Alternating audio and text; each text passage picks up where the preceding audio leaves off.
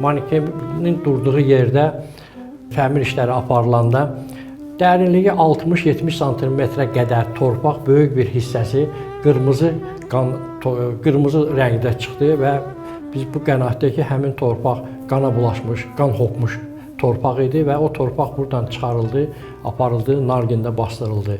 Burada güllələnmiş insanların ruhuna dualar oxunmaq üçün bir Azərbaycanlı mollası bura dəvət olundu, Rus keşişi dəvət olundu və Yahudi Ravvini bura dəvət olundu və həmin bu məkanda, bu otaqda burada güllələnmiş insanların ruhuna hərəsi öz dininə uyğun olaraq dualar oxudular.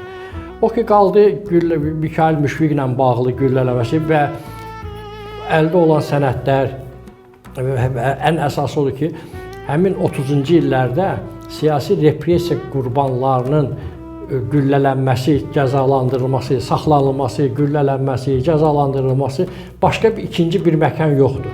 Və bu səbəbdən biz 99,99% deyə bilərik ki, həm Mikayıl Müşfiq və həm də digər bizim ziyalılar məhz bu otaqda, bu məkanda güllələniblər.